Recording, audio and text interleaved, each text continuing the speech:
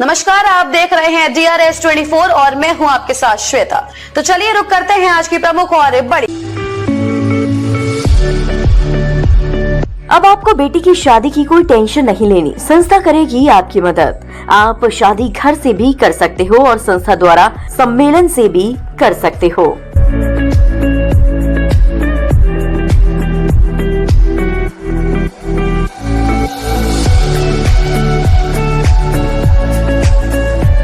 अंतर्राष्ट्रीय सहकारिता वर्ष के उपलक्ष्य में शासकीय स्नातकोत्तर महाविद्यालय में निबंध प्रतियोगिता का आयोजन किया गया, जिसका उद्देश्य ग्रामीण एवं शहरी क्षेत्रों में सहकारी संगठनों की भूमिका को सशक्त करना और आत्मनिर्भर भारत की दिशा में उन्हें एक सशक्त माध्यम बनाना है।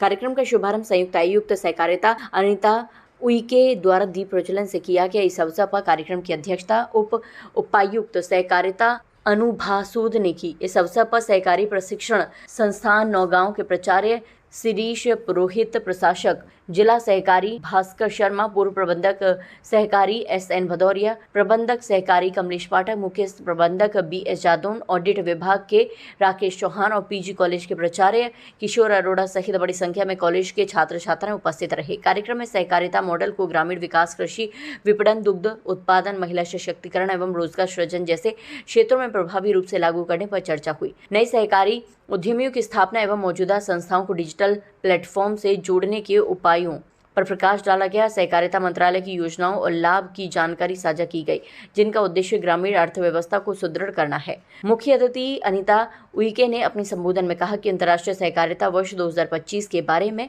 छात्र अधिक से अधिक जागरूक हों, क्योंकि सहकारिता वर्तमान रोजगार का सशक्त माध्यम है। आत्मनिर्भर भारत और विकसित भारत 2047 के लक्ष्य को प्राप्त करने में सहकारिता महत्वपूर्ण भूमिका निभा रहा है। उन्होंने कहा कि सहकारिता केवल एक आर्थिक ढांचा ही नहीं है, बल्कि ये सामाजिक समरसता, भागीदारी और साझा समृद्धि का माध्यम है। कार्यक्रम के अध्यक्ष अनुभा सूद ने कहा कि सहकारिता की समृद्धि के माध्यम से हम आत्मनिर्भर भारत के सपने को साकार कर सकते हैं। छात्र भारत के भविष्य है। इस कार्यक्रम का उद्देश्य सहकारिता को जानना है। सहकारिता एक विचार है जिसमें एक व्यक्ति के मस्तिष्क में आए विचार से कई लोग जुड़ जाते हैं तो वह विचार सफल हो जाता है। यही सहकारिता है। कार्यक्रम का संचालन प्रोफेसर दिलीप कटारे ने किया। सहकारिता वर्ष 2025 पर निबंध प्रतियोगिता का आयोजन किया गया, जिसमें विद्यार्थियों को निबंध थीम पर उत्तर पुस्तिका प्रदान की।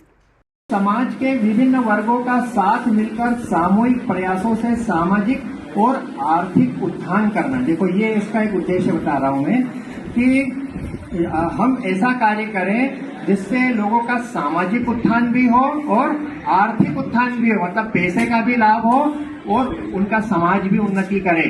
तो फिर ये होता है सहकारिता।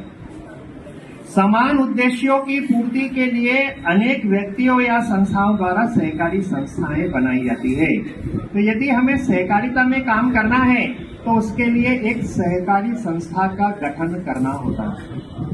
तो सहकारी संस्था को गठन करने के लिए जरूरी है कि समान उद्देश्य के व्यक्ति, कम से कम 21 व्यक्ति इकट्ठा हो और वो अपनी एक संस्था बनाएं और उसका एक रजिस्ट्रेशन करें। तो जैसे हमारा जो सहकारिता विभाग का कार्यालय है, हमारे कमिश्नर ऑफिस में, जहाँ के हमारे DR मैडम और DR मैडम है, यहाँ रजिस्ट्रेशन